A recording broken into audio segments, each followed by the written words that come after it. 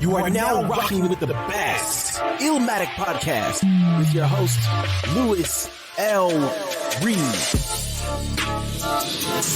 Surviving beats, overcoming breaks. We got motion. Your go-to podcast unpacking hip-hop, trauma, and transformation.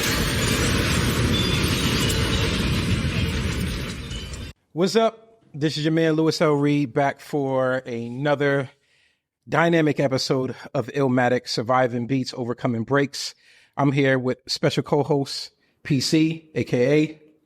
Man, Pastor Carl, Pastor the Hood, PC. Pastor the Hood. You ain't never heard no pastor called Pastor the Hood. And we're here by a special guest who I'm considering a budding friend who actually left Philly on fire last night. I think that the Philadelphia's bravest is still putting out that fire after he tore it down with Trey Songz last night. Someone who's needing no introduction, Philly Freeway. Peace. What's up, everybody? What's up, my brother? How you doing, man? I'm good. Alhamdulillah. It's good. Good to see you, man. And thanks for coming. Thanks for coming through. I know it's Ramadan. Yeah. I know that you really focused on grounding yourself and making sure that you get through Ramadan. So I really do appreciate you, man. Thanks so much. Bro. Yeah. So look, we just want to jump right into it. You have, from what I understand and know about you and the brief conversations that we've had, you are a very, very interesting person. Not in terms of your artistry. I'm talking about from your humanity. I think that when people look at you, when they look at how you matriculated in the genre of hip hop, there's a certain stereotype. And I loved when I first met you because I heard you talk about being a father. I heard you talk about being a son. And I also heard you talk about being a black man with health challenges by which we don't necessarily talk about amongst the culture and in the community. Talk to us a little bit about that. I mean, that's life. I deal with reality, father, son, it all comes out in my music. I'm a reality rapper. I rap about things that I see, things that I go through. I had some challenges in the past year. Mm-hmm. I was September 15th, 2015. I was diagnosed with end-stage renal failure. Mm-hmm. I was on dialysis from September 15th, 2015 to February 5th, 2019 when I received my gift of life, my new kidney. What is it like when someone like you, who grows up in Philadelphia, you probably experienced more trauma than a little bit. You survived that trauma. And then to think about it, you escape probably being shot and everything that you can imagine that comes with the street. And then Definitely. You get a diagnosis that your health is scarce. What was that moment like for you? Oh man, it was like the reality check, More than with anything that you've ever experienced in the street? Yeah, because it was just like, what happened to me is something that they call crashing on the dialysis. Mm-hmm. Like, I had 3 risk factors for kidney failure.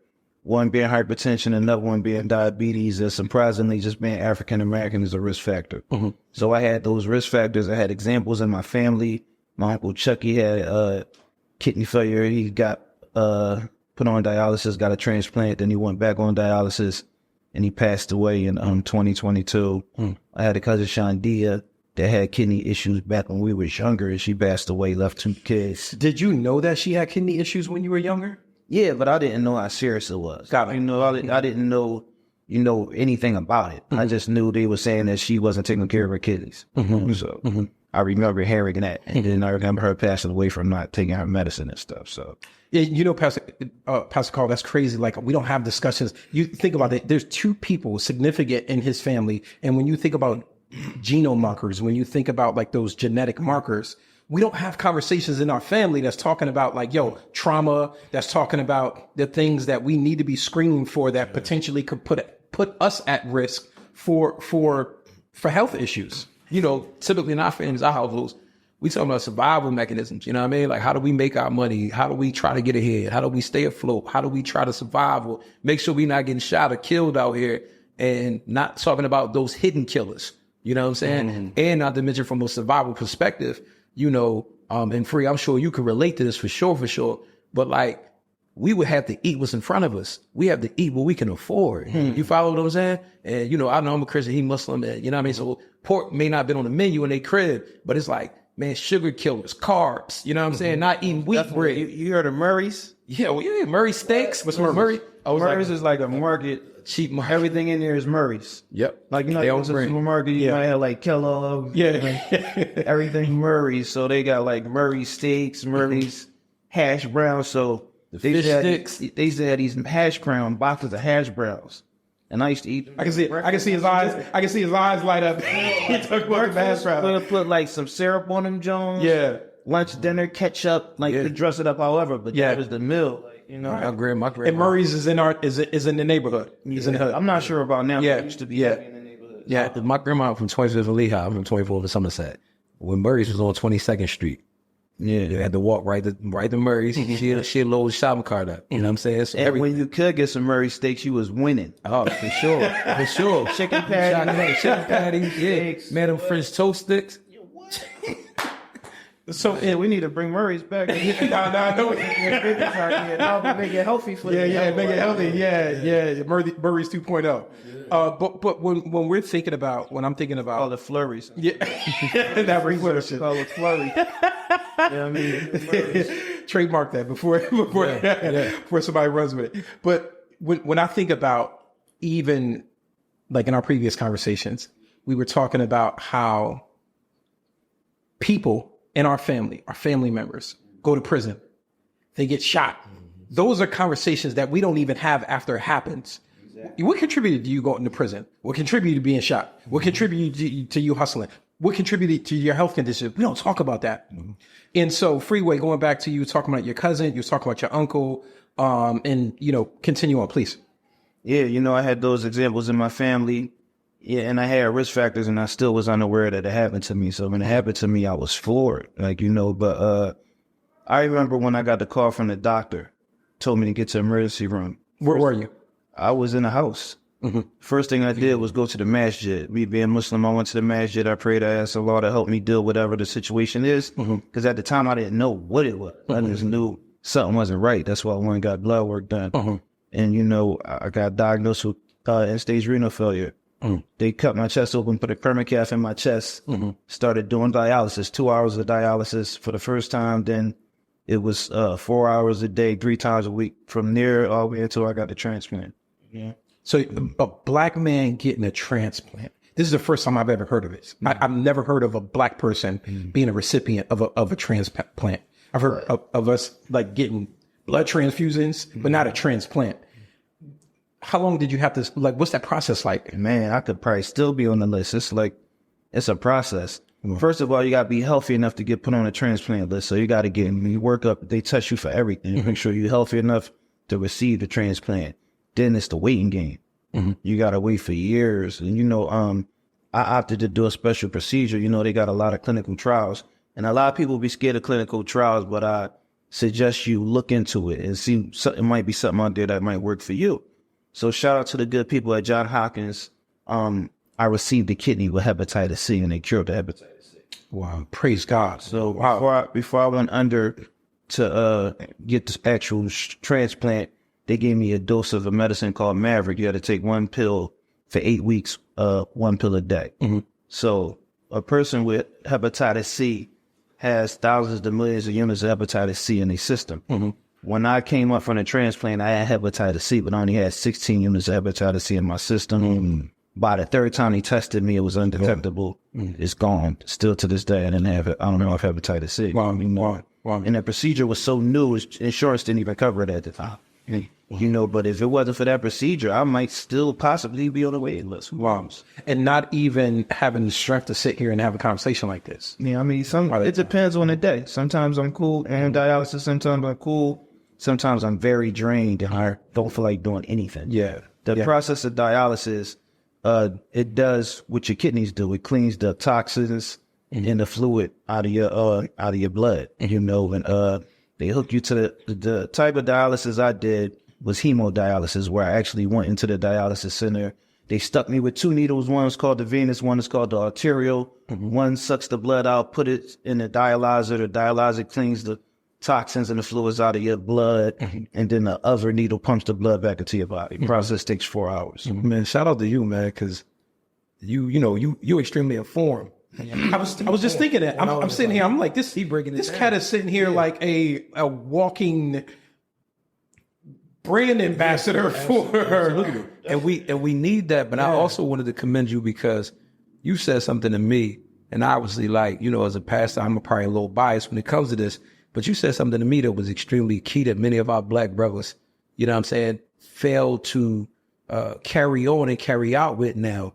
But you got a call from your doctor. First thing you did was lean on your faith. You went to your household of faith, and prayed. And I believe that, the same way we don't have a lot of these conversations from a wellness perspective in the physical, in our health condition. One of the things that we're primarily now beginning to keep out of our own lives is the spiritual wellness. And you, which I believe, just by hearing you say this, I think I could be wrong and you could correct me, but I feel like that's also what compelled you to be bold enough and take that and make that choice to say, I'm going to go through this clinical trial because I prayed. You know what I'm saying? You're absolutely right, Pastor. Okay.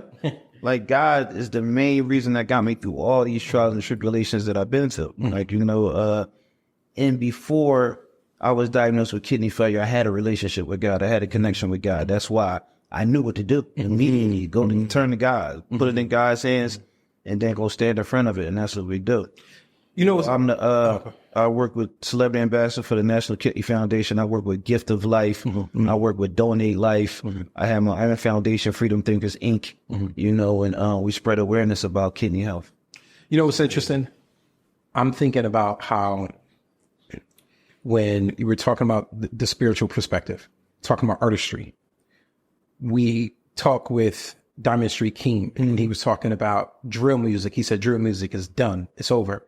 And when you translate that, in my mind, what I hear is that there's no soul, there's no spirit in music anymore, right? Like you just follow my thread for a second. When you think about like the music from like the 60s, 70s, 80s, 90s, even the 2000s, people came out of houses of worship, even in rap, even in R&B, et cetera, right? Like we came out and there was soul there. And with the generation of music now, you don't necessarily have that soul because people, this generation is not tapped into that higher power, that spirituality. What do you think about that, Freak? I think it's a wicked going on.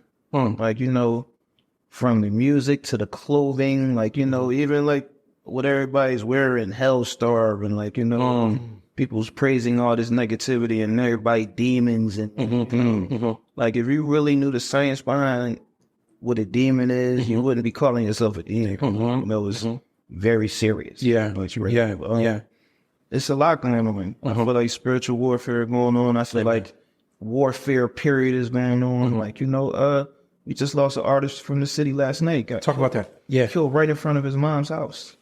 During Ramadan, he was a Muslim, got killed during Ramadan right in front of his mom's house. That's trauma. Yeah. Not only for his family, but for the people that know him, for the people that seen him get shot out there. Yeah. And nowadays, they post it right on social media. How many times have you seen somebody laid out flat, artist that you love? Look at Dolph. People love Dolph, but a lot of people last memory of him being shot up in the cookie store. P&B. P&B. Yeah. And rest in peace to P&B. I got pray his janazah. I pray that Allah, gives him strengthens his family and gives him the highest level of paradise. And I'm going to talk to you about the brother who lost his life, Pastor Carr, because when you and we met today, you woke up to like seven missed calls. From that. In our generation, that was a once in a generation occurrence. We had Big and Pac. And that shook everything. And everybody was like, all right, we got to act like we got some sense. Now it's so common. You don't even have time to grieve.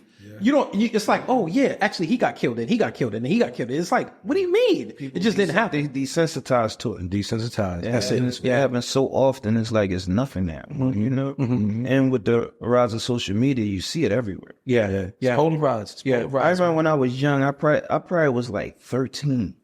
and I seen a dead body in the street, and like I couldn't forget it. Like I remember that for years. Yeah.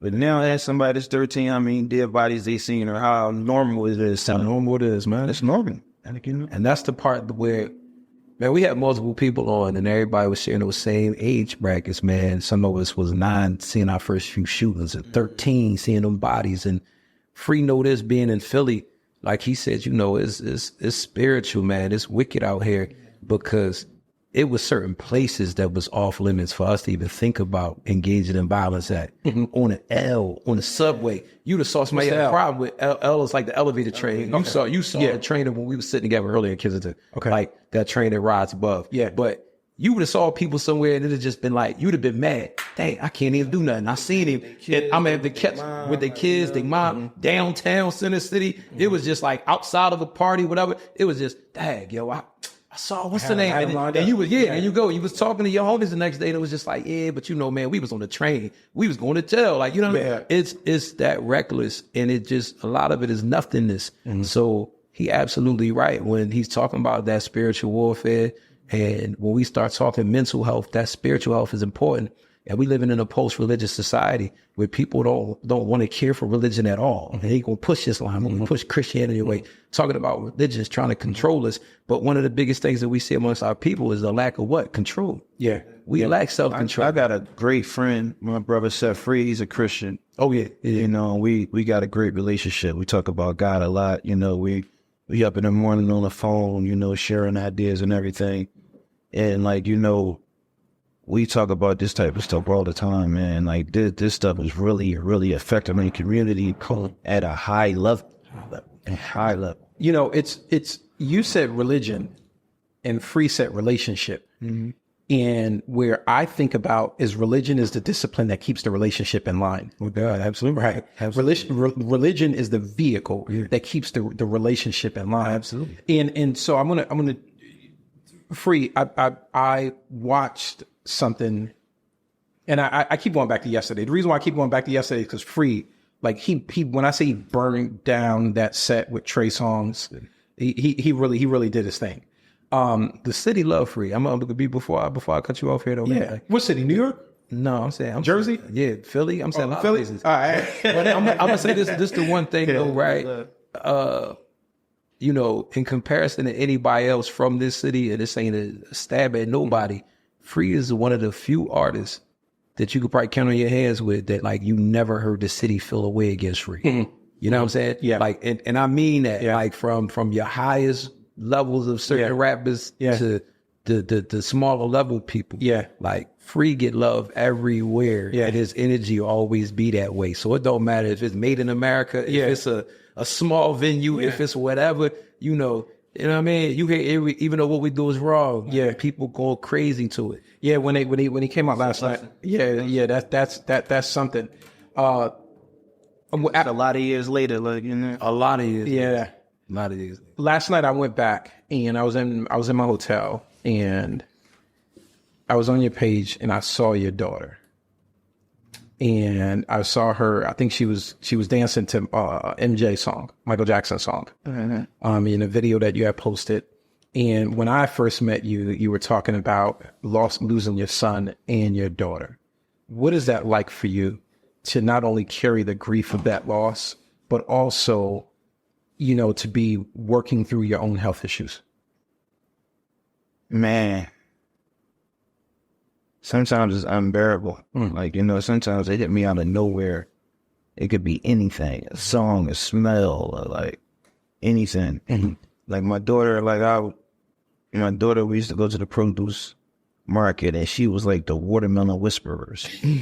Always picked like the best watermelon. I remember one day I walked in a produce market and I seen the watermelons and it just broke down. I don't know. It's like anything could trigger it, anything could set it off. Yeah. But the beautiful thing about having this relationship with God and Islam, our Prophet Muhammad, peace be upon him, he lost 6 of his children. Oh, wow. You know, so when I get in those faults and I get into those moods, I think of him. And I think about how he carried it, you know, and, the example that was set forth before me, you know, so I lean on that. Yeah. Yeah. And she was 21. Yeah, yeah. Girl dad. You don't think about Freeway being a girl dad. You don't think about rappers being girl dads. My best friend. Man. Oh, You know? yeah. When my son passed away, she was my support system. Mm-hmm. Like, I'd be like in the studio somewhere or something, and she'd text me like, "Dad, you're such an amazing dad. Me and Jahad is blessed to have you." Like, you know, just being there for me. Mm-hmm. That unconditional love that I got from her, from my son, and from my dad. We all live together.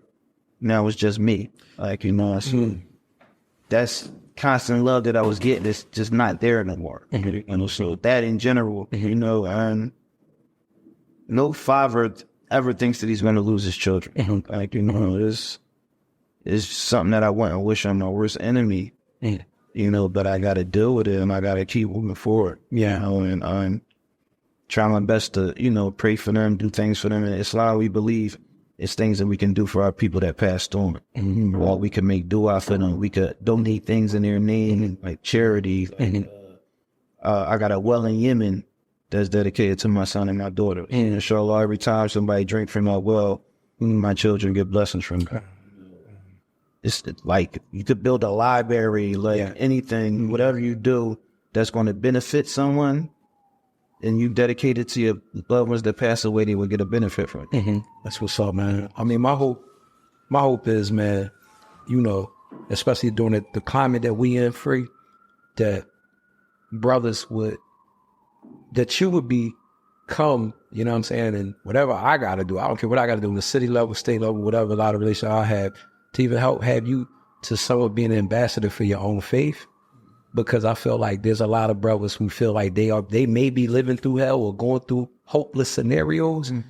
You talking about losing a son, losing your daughter, while at the same time battling, you know, a condition that you can't even control yourself. You follow what I'm saying? All those things hitting you at one time, while yet you still graced to have the ability to perform. You know what I'm saying? To still be here and to still, you know, strive in spite of everything. You know what I'm saying? And I feel like so many people should be able to reconnect or tap in, or even not even reconnect, but to tap in and take their faith serious because of your example, man. And I think that, you know, that's powerful. And I think that, man, we got to be able to uplift that more than anything, because it's amazing to hear what you're saying. Yeah. And for people to think about Freeway the rapper and think about the hits, but not even realize your most meaningful, impactful work is you working with the hugest kidney foundations. You know what I'm saying? Sharing your faith across various platforms. And it's more honor in that than being able to say, I killed it at a concert. Yeah. And there's also, I think that even a larger honor than what it is that you talked about is being able to say, I had a beautiful relationship with my daughter. Yeah. Yep. Right. Like I was someone that my daughter would have probably strove to marry. Yeah. Right. Like that to me, absolutely. That's the 2X. She had me on her phone as her best friend. Oh, I used to get jealous. Yeah, but it's a promise that Allah made to us in Islam. With every difficulty comes ease. Mm-hmm. You know, so you got to look for the lesson in everything you go through. Absolutely. Mm-hmm. Like when my daughter was fighting cancer, I was on dialysis. I got a transplant before I had a major surgery. She had to get a surgery on her back after she came out the surgery. She had the drains and, you know, everything that people go through after surgery. So I was able to go on my phone and show her, look, baby, I've been through this before. And like, you know, I've been through the same thing you're going through. Just stay strong. Yeah. And you know, the knowledge that I gained from dealing with health conditions gave me more compassion when I had to take care of my dad when he was battling dementia. You know, being there for my daughter's times when the people, the home health aides that came to help, like I would have it done probably before they got there half the time, you know, because I knew what to do because I've been through it before, you know, and that's the blessing in it, you know. Yeah. I feel like Allah put me through some of the things that I went through so I could be prepared for other situations that came about. Absolutely. You talked about being in the house with your daughter and your dad, and obviously, and my son. Oh, and your son, with your children and your father. What was your relationship like with your dad? You don't hear too many like black men.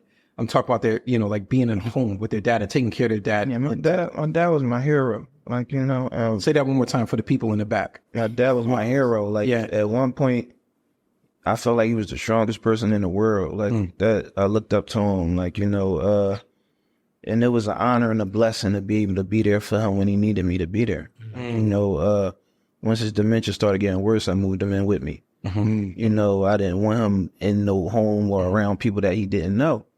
And, you know, him and my mom broke up, and one thing that he wanted was to have his family back. And at the end, he had that because my mom was there with me, helping me take care of him. And he would just be happy. He would just be like looking around. He had to mention he ain't forget his boo though. Yeah, I ain't never forget her. He was always on my mom's top when he.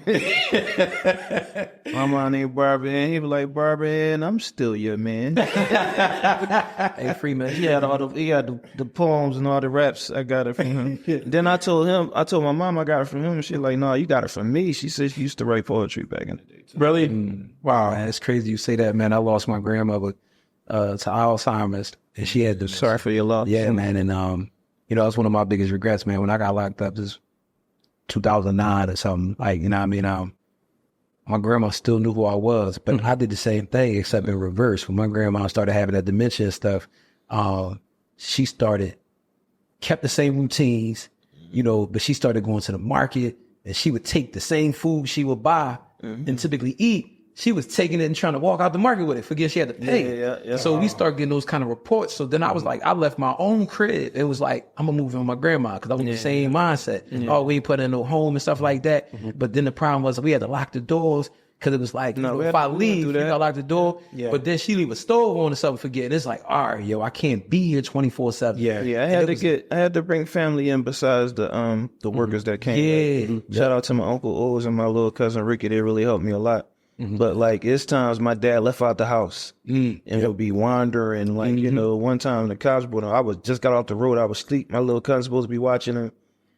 I wake up, the cops at the door. I'm like, what's going on? Like, you know, like I'm having flashbacks of my whole life. No, you ain't did nothing wrong. Wait, let me come over here. What code up to y'all got a warrant?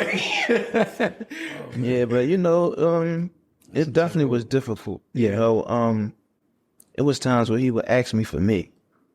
Like, you know, what does that mean? I'd be like, Dad, I'm right here. You know, and I would just like, you know, then it's times he'd be like, man, I'm all fucked up. And like, you know, he hated being like that, but it was nothing he could do about it. So I would just let him know, like, Dad, you did a great job. Like, you know, like, I love you. We here for you, you know, and just would try my best to encourage him and keep him happy. Yeah. And he was happy for the most part. Yeah.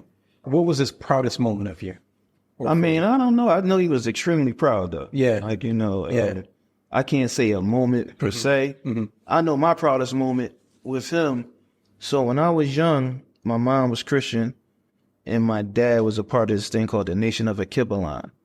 I never heard of that. It's like African. It's the Nation of Islam's first cousin. It was shot. Like it was a brother in there that they said was the prophet. Like, you know, it was a guy named Baba that ran it. It was like vegetarians. Baba probably had a bunch of wives. You know, it was crazy. Like, now that I understand religion, they was really shot out. Okay. You know, and my dad was on that. So he had us on that, you know, young. I remember one day my dad came in the house and cut all the cords, all the TVs. Talking about the TV sending subliminal messages. So like 6-7 months we had no TV. he might have been on or something with the TV sending subliminal messages. And one day he came back and like fixed all the cords and no cartoons. That you got to go to your friend's house to watch TV. Yeah, he finally let us watch TV again. But you know, it was, you know, you try to look for the good in everything. It was some good, like discipline and stuff, but as far as religion, they were shut out. Like they were saying things that was. In Islam, we believe that Prophet Muhammad, peace be upon him, is the last prophet. He's still on the prophets. It's not going to be any more prophets. Jesus, peace be upon him, is going to come back again, but it's not going to be any more prophets. So for me to have somebody sitting next to me talking about he a prophet, he the living prophet, prophet, is crazy. You know? But my proudest moment is when I took my dad to take Shahada. You know, he became Muslim, man. Being able to wash him, wrap him, and bury him, you know, I felt like I did my job as a son and as a Muslim, and being able to take care of him when he needed me, you know, and, you know, that was another real moment for me because we got the same name. So when I'm walking away from the grave, I see my name, like, you know, so that's a reminder. Yeah. Eventually that's going to be me, you know. You don't think that your dad, man, to be honest with you, I think just by hearing you, man, I think your dad would be just as proud and believe the same about you that you believed about him. You believe that he was the strongest person ever. Anybody that's watching this or listening to this is probably thinking the same about you. Yeah, no, That's my real dad, rap. Like, they listening, man. My man battling his health ailments, losing his children. He got to be the strongest person because majority of Americans would probably already cancel they self over just one of the things that you named. Yeah. When they in that stage, they start reverting back to a child. So like he would tell me stories about when he was little and things that he had to battle with his mom and stuff like, and I got like in the crib, I got like Google throughout so I could just talk to the house and everything. So we'd be in the room, I'm like, hey Google, turn the lights off. He'd be like, you a bad man.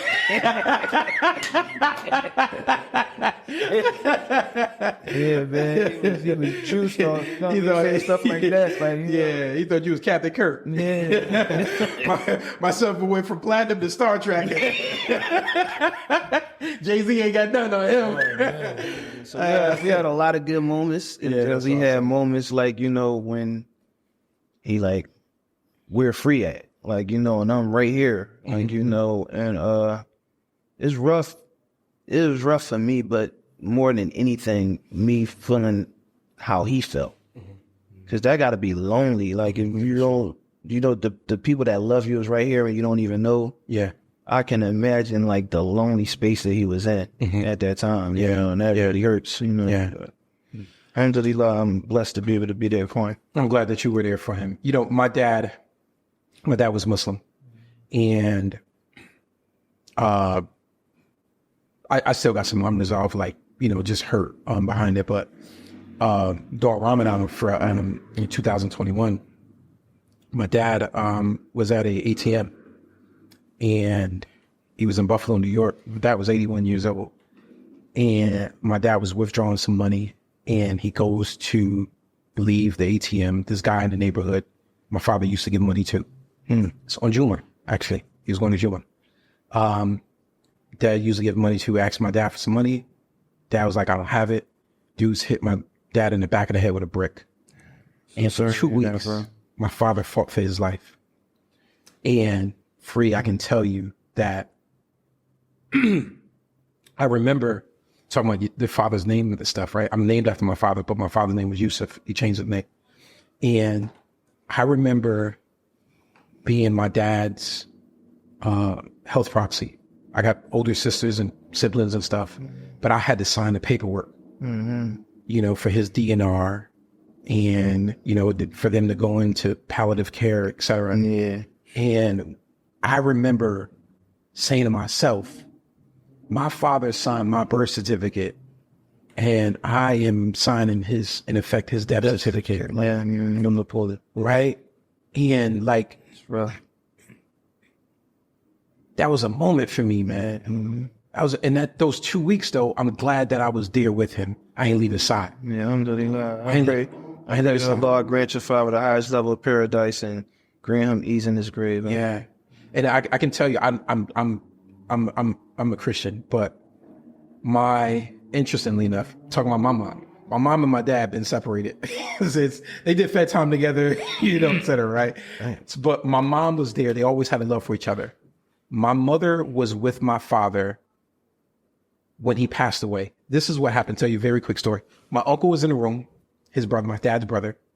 And I guess it's the 10 o'clock prayer, whatever prayer that is in Islam. 10 in the morning or 10 p.m. It's probably each year. Okay. But the time varies. All right. Depending on. We never left my father alone, ever. Me and my siblings. My sister walks out of the room. I'm at the hotel. My brothers, etc., they walk out of the room. The moment that my sister walked out of the room, the alarm went off for that 10 o'clock prayer, and my father breathed his last breath. And my uncle, who is Muslim, said, your father told the death angels, you're not going to he probably told the death angel, you're not going to take me in front of my kids, right? And so when I just think about like how I've been able to be there for my dad during the last 2 weeks of his life, that gives me meaning. It gives me hope. Even during the times where I'm like, I smell a cigar. My dad used to smoke cigars. He's like, I don't care how Muslim I am. I'm smoking me a cigar. And my dad used to smoke cigars. And sometimes, like how you talking about with your daughter, I'll smell a cigar and it'll paralyze me. I'll hear a song. We drove to Virginia one day, Free, and my dad was playing a song by Gerald Levert, Answering Service. He played it like 17 times. I'm like, yo, Dad, driving this joint, man. That's another thing about my dad. He used to listen to music all the time. Yeah. Songs. Yeah. I was somewhere, I think I was like in a club out of town somewhere not too long ago. And one of them songs that my dad used to listen to all the time came on. That joint brought tears to my eyes. Yeah.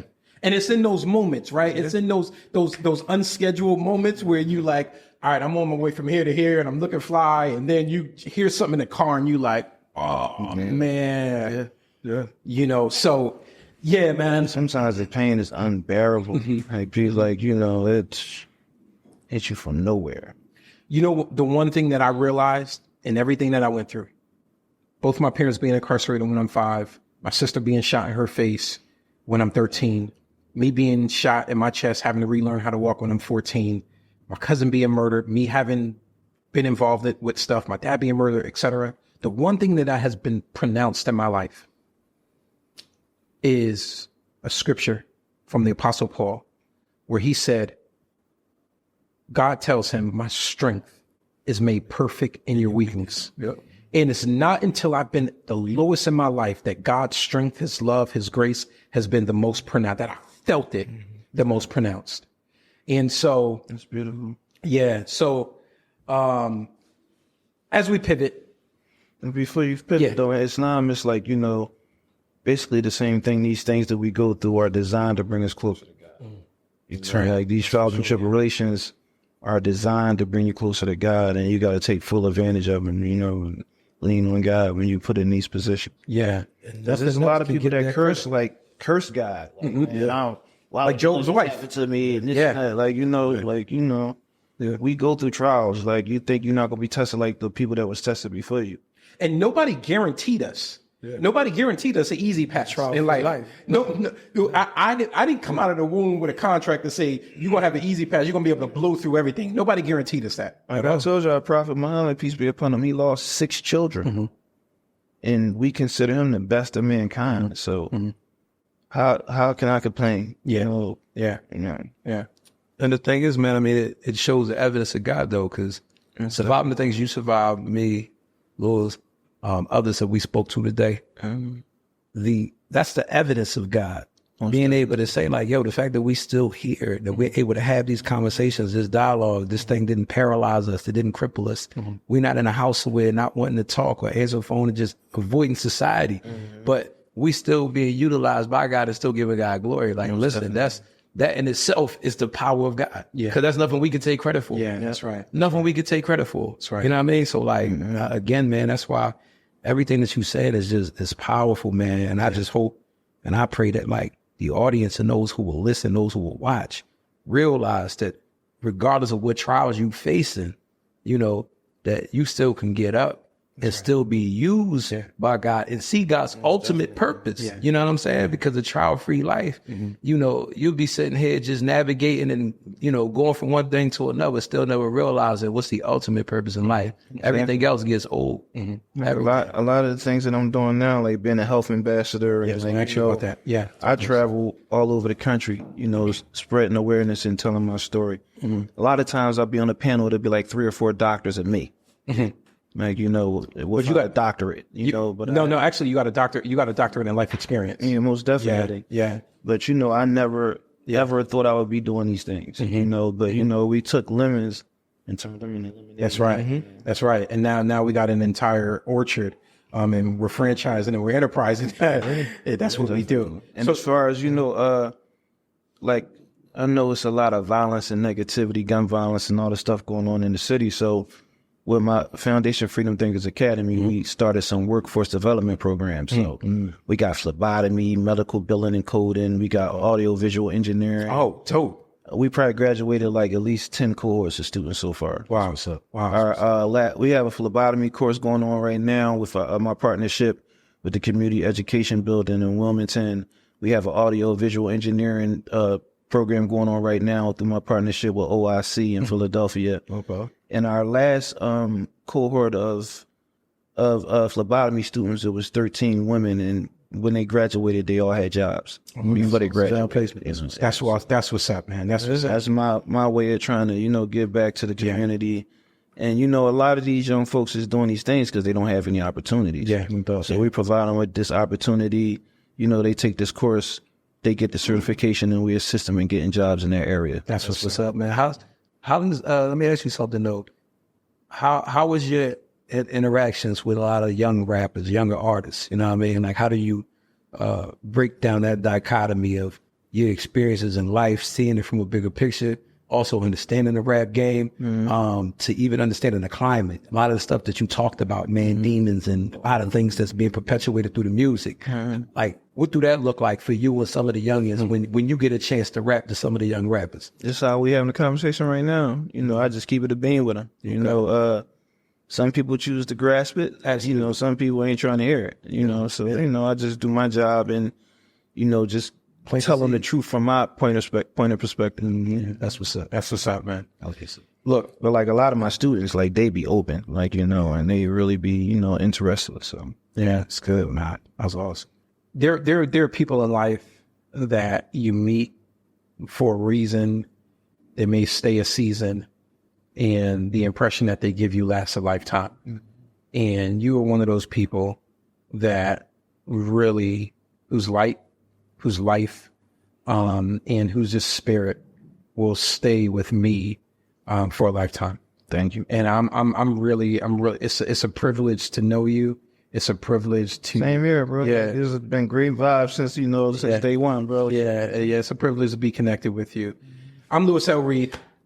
I hate to end this conversation. For sure. Yeah, I'm Louis L. Reed. We probably need a part two because we ain't even really cracked it. Yet. Yeah. We ain't cracked it. I'm with it. I'm for it, man. Yeah. I mean, free got me over here talking about the faith, man. I mean, it's so important. So, like, for sure. whatever we could do, man. My man Imam Kajir, he just became appointed the head of Islamic affairs over here in Philly with the mayor's office. So good brother. Yeah, shout out to Sherelle Parker. Yeah. Me and her got a little cool relationship going on too. Yeah. I performed at our inauguration and trying to develop some things with my Freedom Thinkers Academy. Yeah, man. So listen, man, like whatever we could do to really lead our city back towards the proper trajectory that faith's supposed to have. Because a lot of these brothers, man, they professing to be Christian, Muslim, something. You follow what I'm saying? And whatever ways, man, we can go ahead and build to gather our brothers, have those conversations, talk to them as men. Yeah. You know what I'm saying? And let it be known, man, that this life is short and you got to be accountable for your actions one way or another. Sure. And it's time that we really fear God and move how we supposed to move. So most definitely. Yeah, man. So like, let's really do what we got to do to turn that up as well. And I'm able to be a resource and help in whatever I can, man, with Freedom Thinkers and anything else, brother. Appreciate you, bro. Yeah. You heard it here first. It's about to happen. It's going to go down. Freeway, I appreciate you. Anytime, bro. Pastor Carl, appreciate you, my brother. Another episode of Illmatic, Surviving Beats, Overcoming Breaks. You know what it is. How? Surviving Diddy. What else? Until next time, like, subscribe, share. Illmatic Podcast. Overcoming Beats, Surviving Breaks. See you next time.